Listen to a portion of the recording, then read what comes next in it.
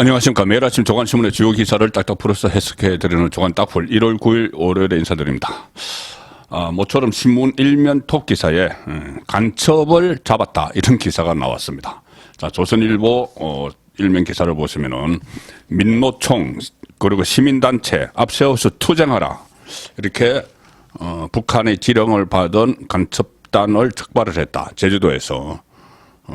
투쟁을 하는데 민노총과 시민단체를 앞세우라. 자, 민노총과의 전쟁을 사실상 윤석열 정부가 선포를 했죠.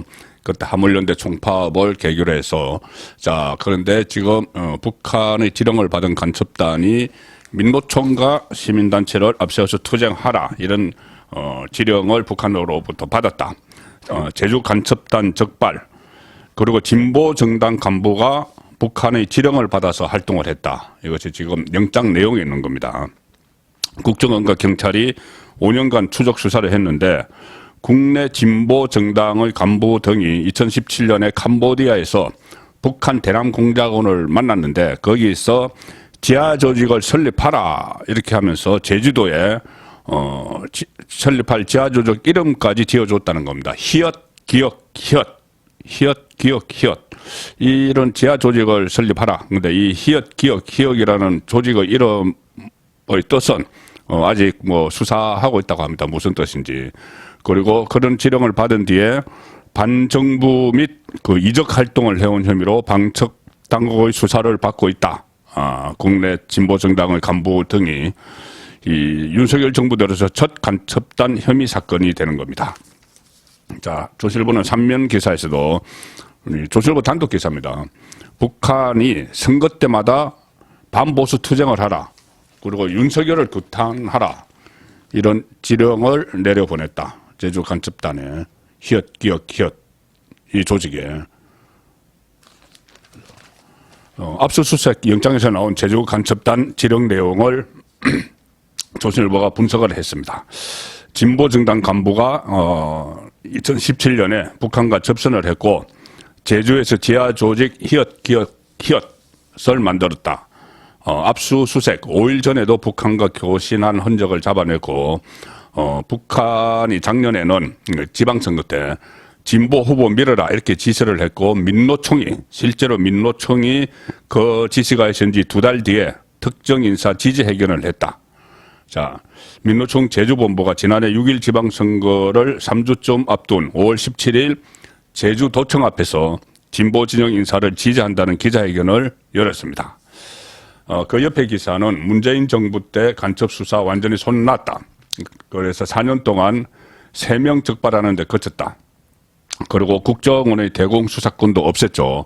그래서 경찰로 이관을 했는데 올해까지 완전히 경찰로 그 대공수사권이 이관이 됩니다. 그렇게 되면 경찰이 그런 수사를 해본 경험이 없기 때문에 수사 역량이 저하될 것이 우려된다. 자, 이런 조선일보의 지적이 있었습니다.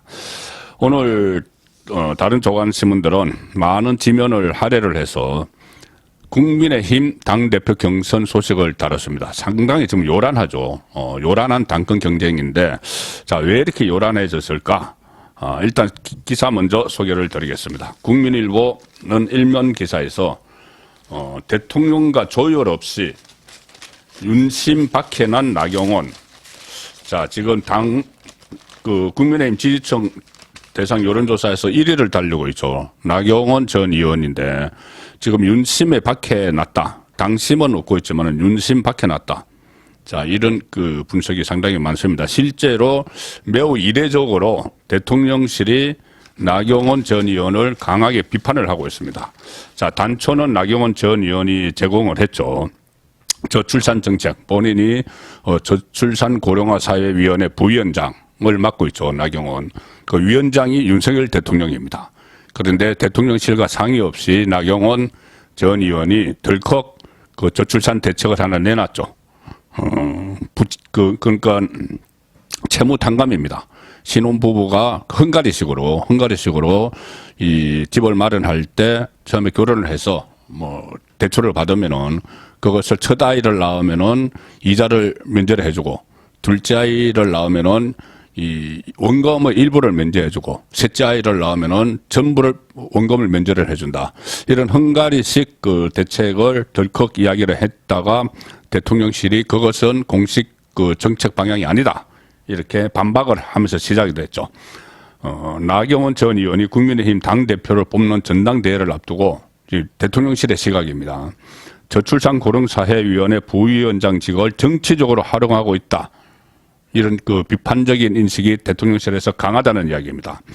이에 따라서 부위원장 해촉, 나경원 저출산 고령사회위원회 부위원장, 장관급입니다. 이것을 해촉 가능성까지 배제할 수 없는 상황이다. 자, 그리고 대통령실 관계자가 어제 이렇게 이야기합니다. 상당히 이례적인데 나경원 전 의원이 대통령 직속위원회의 부위원장으로서 위원장인 대통령과 전혀 조율되지 않은 정책을 일방적으로 발표한 것은 납득하기 어려운 부적절한 처사다. 부적절한 처사다. 자, 대통령 직속위원회의 부위원장을 향해서 대통령실이 거의 뭐 공개적으로죠. 뭐 물론 임명을 요구해서 고위 관계자가 이야기를 했지만은 부적절한 처사다. 그리고 이렇게도 이야기합니다. 대통령실은 나경원 전 의원의 일련의 처사에 대해 대단히 실망스러워하고 있다. 이런 그 논평이 나오는 것도 좀체 잘 없는 일입니다. 이렇게도 이야기합니다. 국무총리실이 국정기조에 부합하지 않는다며 반대 의사를 분명하게 전달했음에도 발표를 강행한 것은 행정부의 일원임을 망각한 처사다. 자, 망각한 처사다. 그리고 이렇게 되니까 나경원 전 의원은 그 페이스북의 글을 통해서 본인이 생각하는 정책을 굽힐 뜻이 없음을 분명히 했다. 그 대통령실이 그렇게 우리가 이야기했는데도 페이스북을 통해서 나경원 부위원장은 자신의 뜻을 굽힐 생각이 없다고 분명히 했다. 이 내용은 뭐냐면은 이 대통령실의 반응이 나오고 나서 대통령실의 반응이 그때 사회수석이 공식적으로 이야기를 했죠. 안상훈 대통령실 사회수석이 브리핑에서 출산 시 대출 탕감 발언은 나경원 전 의원의 개인 의견일 뿐이다. 정부 정책과는 무관하다. 이렇게 반박을 했는데 그 직후에 나경원 전 의원이 페이스북에 글을 올려서 이렇게 씁니다. 돈 없이 해결되는 저출산 극복은 없다. 그러니까는 저출산을 극복하기 위해서는 부채 탕감 같은 것이 있어야 된다는 이야기죠. 그래서 기존 주장을 반복했다. 자, 그래서 대통령실에서는 다시 페이스북에 나경원 전 의원이 글을 올린 것을 두고 국가적 중대사인 인구정책을 총괄하는 부위원장으로서 지극히 부적절한 언행을 계속하고 있다. 이렇게 강도 높게 지금 대통령실이 비판을 하고 있습니다.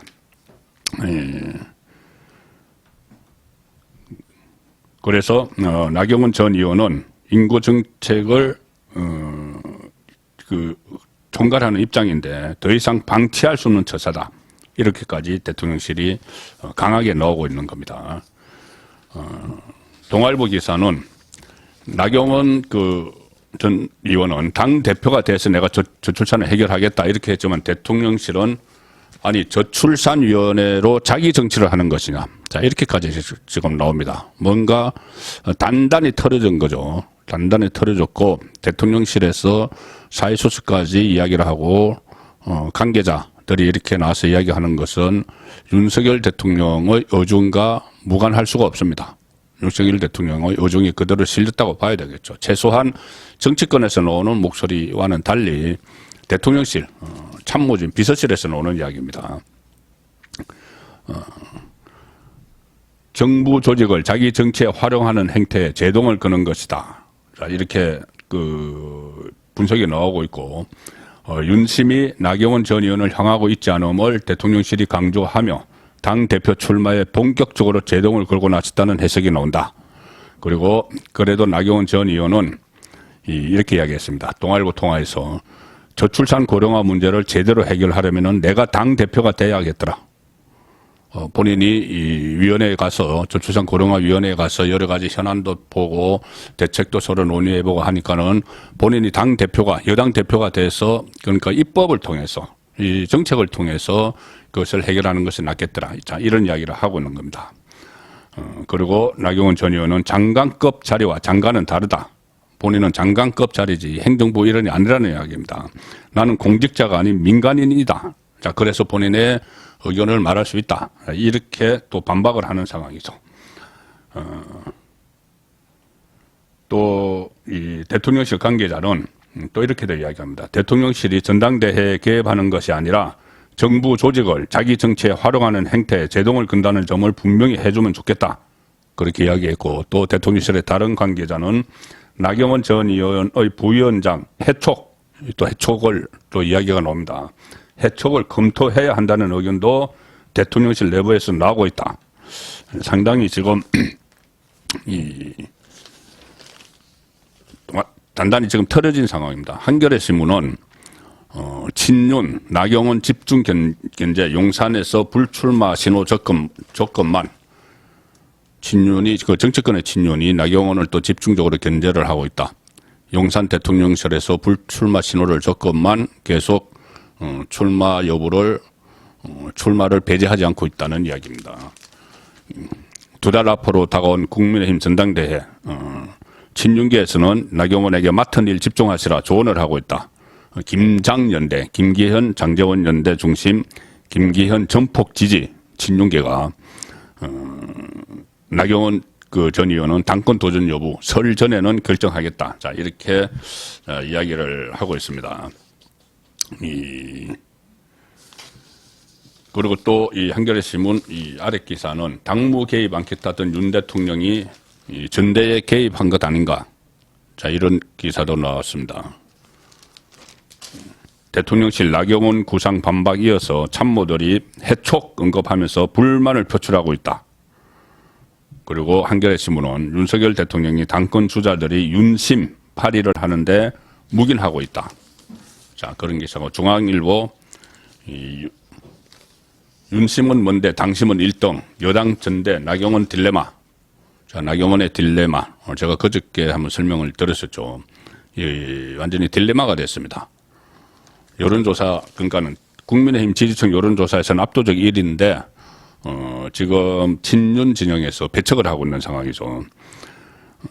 그리고 나경원 전 의원이 또 결국 출마할 걸로 예상하는 쪽도 있습니다. 여기서 나오는 말은 지지율의 깡패다.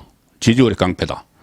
자, 당원 100% 투표로 경선 룰이 바뀌었죠.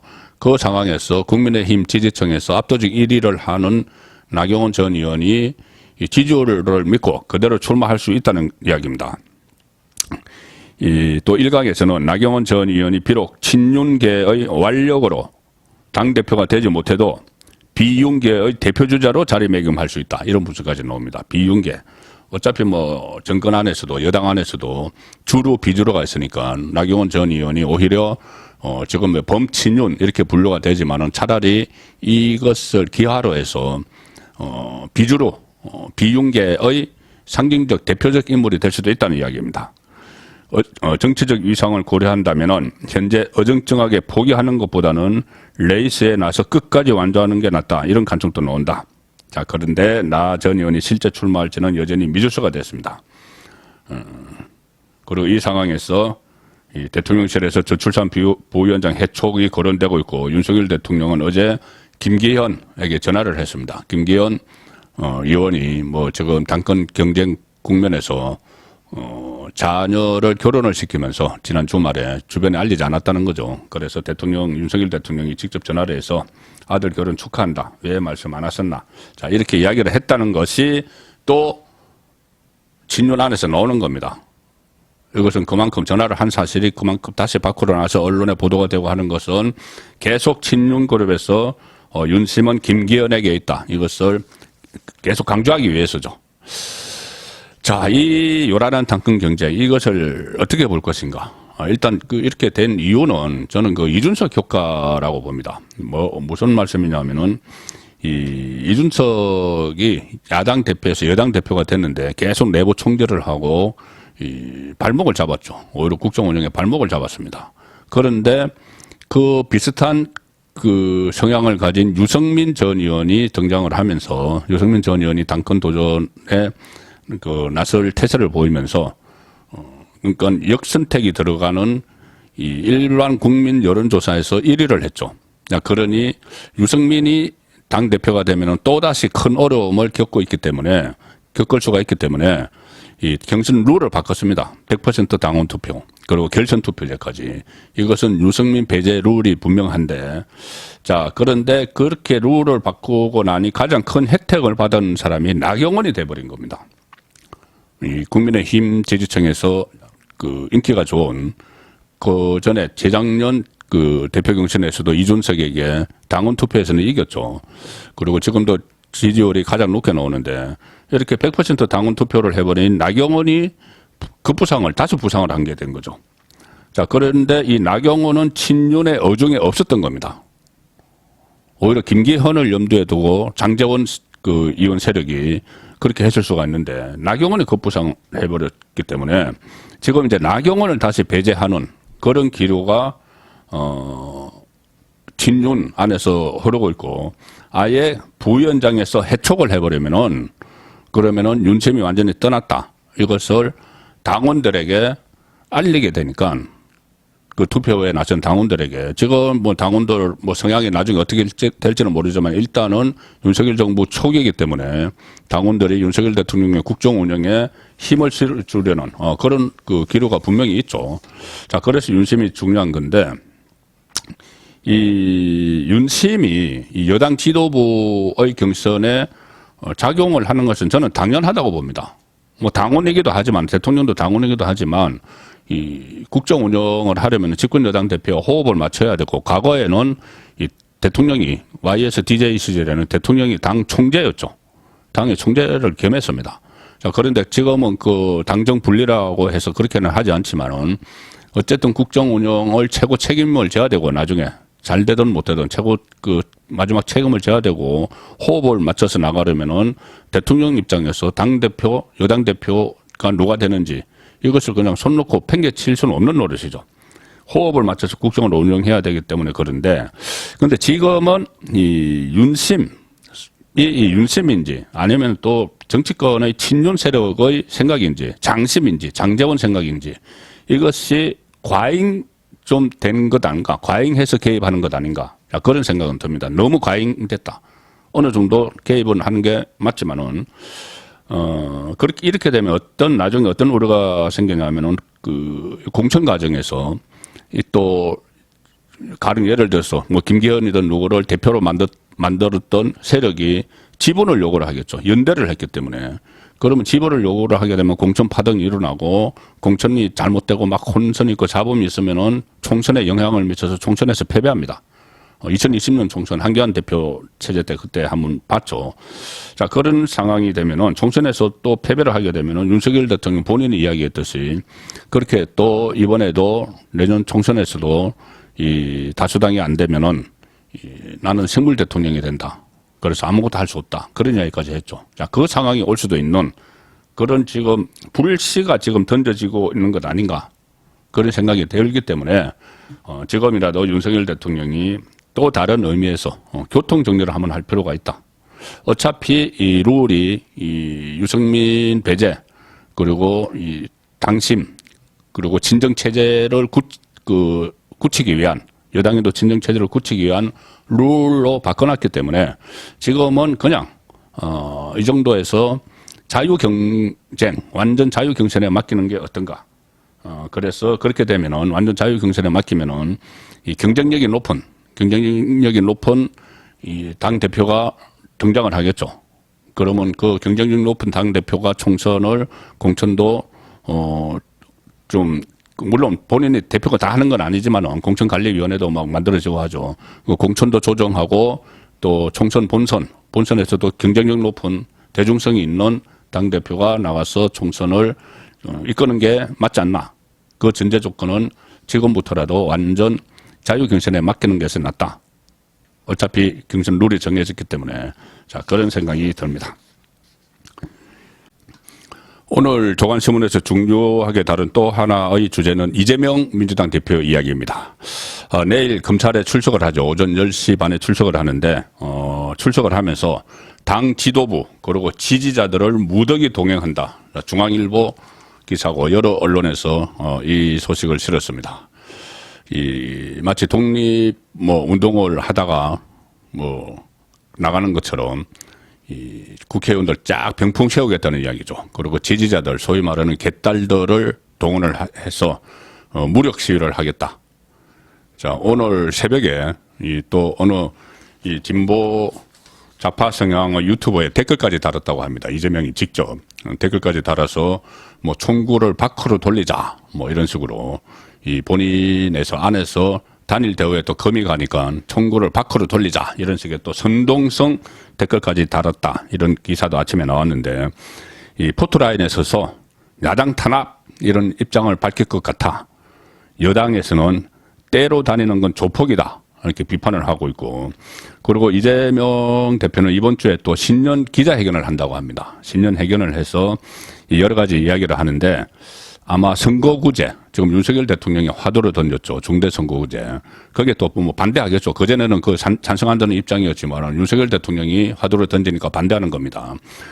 비례대표를 강화를 해야 된다 이런 식으로 그다음에 개헌 구상을 밝힐 가능성이 있다. 자, 개헌이란 것은 역대 정권에서도 봐왔지만은 블랙홀입니다. 모든 이슈를 빨아들이는 전 사회의 이해가 막 개입이 되기 때문에 전 국가 전체 각 분야의 이해가 개입되기 때문에 블랙홀이 되는데 개헌을 또 구상을 밝힐 것 같아 노이즈 마케팅을 하겠다는 거죠. 국정 블랙홀을 만들어서 본인에 대한 관심을 돌리겠다는 자, 그 이야기가 되는 겁니다. 한겨레 신문도 이 이야기를 실었습니다. 민주 이재명 사법 리스크에 사법 지금 리스크가 와 있는데 그런데 한겨레 신문은 당과 분리 대응해야 된다. 이 커지는 목소리. 이재명 지금 비주류 쪽에서 계속 나오고 있죠. 왜 이재명 사법 리스크에 당이 전체 한 묶음으로 가느냐. 그래서 분리 대응해야 된다. 심지어 친명계의 자장이라는 정성호 의원도 그런 이야기를 했죠. 자, 그런 분위기가 있다는 것을 지금 한겨레가 소개를 하고 있는 겁니다. 이재명 대표 지난 주말에 출석 대비 총력을 했다. 다른 일정은 아무것도 안 잡고 이것만 지금 준비를 했다는 겁니다. 그래서 2년 전 경찰 수사 결과 무혐의 자신감 이 말은 뭐냐면은 성남FC 후원금 의혹과 관련해서 2년 전에 경찰에서 무혐의를 내렸죠. 그런데 윤석열 정부 검찰에서 이것을 지금 기소를 하는 겁니다. 자, 그런데 그때는 문재인 정권 때죠. 문재인 정권 때 경찰이 검찰의 힘을 약화시키는 대신에 경찰의 힘을 많이 실어줬습니다. 그래서 경찰도 이런 수사, 그때 문재인 정권 주변에 대한 수사는 소홀히 했죠. 그런데 이번에 윤석열 정부 들어서 새로운 증거들이 발견이 되면서 자, 지금 소환까지 이르게 된 상황인데, 그냥 2년 전에는 무혐의 해놓고 왜 지금 이렇게 다시 부르느냐 이런 주장을 하고 있는 겁니다. 새로운 증거가 나왔습니다. 그런데 당내 사법 리스크 대응에 집중하는데 불구하고 집중하고 있기 때문에 그러니까 민주당이 이재명의 사법 리스크에 집중하고 있기 때문에 여당의 여러 가지 아젠다, 의제를 빼앗긴다 이런 썬소리가 분출이 되고 있다. 그리고 비명계에서는 이 대표 리더십 누수 지적도 나오고 당 대표직 수행 못할 수준이 올 수도 있다. 이렇게 이야기가 나옵니다. 당 대표직 이 이야기입니다. 이재명계 한 의원이 한겨레에 이야기를 한 겁니다. 당이 더 늪에 빠지게 되면 이재명 대표가 당 대표직을 수행할 수가 없는 수준이 될 수도 있다. 이렇게 말했습니다. 자, 이 대표가 당 대표직을 수행할 수 없는 수준, 구속되는 경우를 예상할 수가 있겠죠. 구속되는 경우. 옥중에서 대표직을 수행을 할 수는 없기 때문에. 자, 그래서 한겨레 신문 아래 기사는 검찰이 이재명 구속영장 청구할까? 이번에 성남FC 가지고 청구할까? 자, 초미의 관심사죠. 성남FC 의혹 수사인데 이것은 대장동보다는 단순하다. 대장동은 지금 복잡하게 얽혀있죠. 민간업자도 있고 무슨 인허가 문제도 있고 거기서 또 정치 자금 흘러간 저수지 문제도 있고 분양 대행 여러 가지 복잡한데 이 성남FC 의혹 수사는 아주 단순합니다. 그냥 제3자 뇌물죄죠.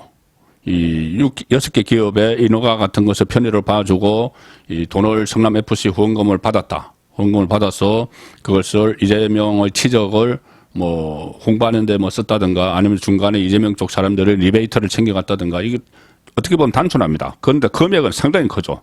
전체 160억 원이니까. 그래서 검찰 압박에서는 구속영장을 청구할 가능성이 있다. 이재명에 대해서. 그런데 현직 국회의원, 지금 방탄국회를 열어놨죠. 또 오늘부터 임시국회 또 시작됐습니다. 임시국회 국회 회기 중에는 현역 국회의원은 이 국회의 동의를 받아야지 체포가 되죠. 그래서 사전 구속영장을 청구를 하면은 이 국회에 체포 동의안이 제출이 돼서 또 그때 노웅래처럼 이 한동훈 법무부 장관이 본회의장에서 왜 이재명을 구속하고 체포를 해야 되는지를 설명을 하게 됩니다. 자, 그런 절차가 지금 남아있는데 그 절차대로 진행될 가능성이 있다는 거죠.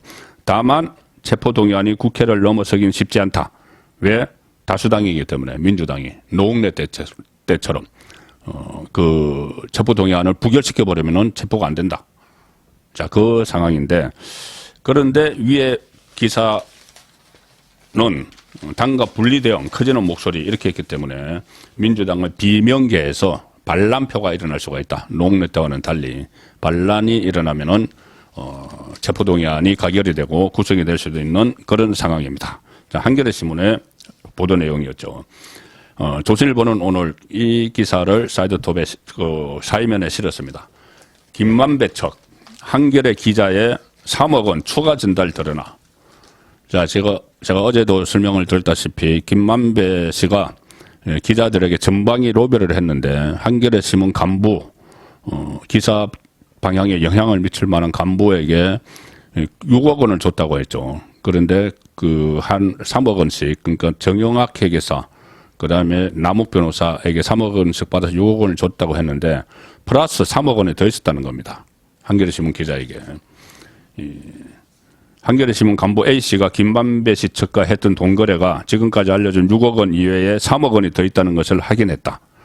이 검찰이 김만배 씨가 대주주인 화천대유의 이성문 대표가 2019년 약 3억 원을 이 한겨레 간부에게 추가로 전달했다는 내용을 대장동 관계자 등으로부터 파악을 했다. 아파트 분양금 정도로 김만배 씨를 통해 받은 6억 원과 별개로 3억 원이 더 갔다. 자, 그 이야기입니다. 한겨레 신문은 지난 6일에 그 사과문을 하나 실었죠. 편집국 간부가 김만배 씨에게 6억 원을 빌렸지만 현재 2억 원은 변제한 상태고 나머지도 갚겠다는 의사를 김만배 씨에게 전달했다고 회사에 밝혔다. 그리고 그 간부가 대장동 개발 의혹 관련 보도 과정에 관여할 수 있는 위치에 있었다는 점에서 직무 배제했다. 이렇게 됐는데 그 6억 원이 아니고 또 9억 원이었다는 이야기가 되는 겁니다. 자, 김만배 씨 재판도 이번 주에 시작이 되죠. 김만배 씨가 법정에서 어떤 폭탄 발언을 지금 내놓을지도 또 주목되는 부분입니다. 1월 9일 보내드린 조간 딱풀이었습니다.